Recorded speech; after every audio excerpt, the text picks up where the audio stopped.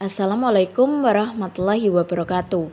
Kami akan menjelaskan mengenai pembelajaran inovatif untuk mengenalkan Amalia Azwaja An-Nahdliyah kepada generasi milenial. Yang pertama, mengapa sih generasi milenial atau generasi zaman sekarang perlu mengenal Azwaja An-Nahdliyah? Nah, bisa dikatakan pada generasi zaman sekarang hidup di tengah derasnya arus informasi digital yang serba cepat dan tak jarang membingungkan, terutama pada hal keagamaan.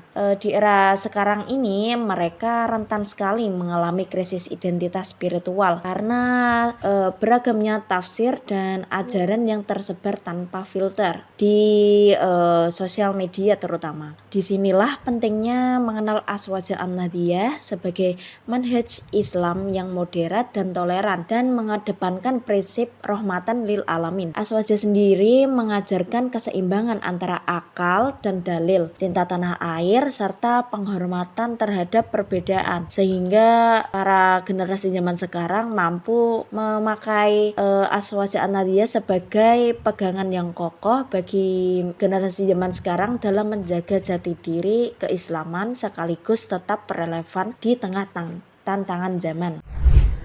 Apa itu Azwaja An-Nahdliyah? Azwaja An-Nahdliyah adalah paham keislaman Nahdlatul Ulama yang berpegang pada ajaran Ahlul Sunnah wal Jamaah, bersifat moderat, toleran, dan menjaga tradisi lokal.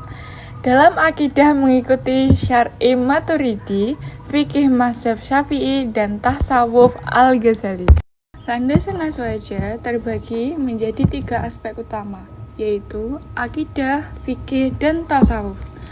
Akidah memiliki pemikiran Imam Abu Al-Hasan Al-Syari dan Imam Abu Mansur Al-Maturidi yang menekankan keseimbangan antara akal dan wahyu.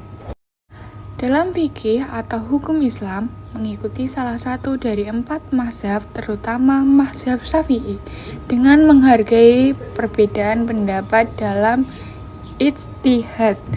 Dan yang terakhir, tasawuf atau spiritualitas, berlandaskan ajaran Imam Al-Ghazali dan Imam Munais Al-Baghdadi yang menekankan penyucian jiwa dan akhlak mulia sesuai syariat.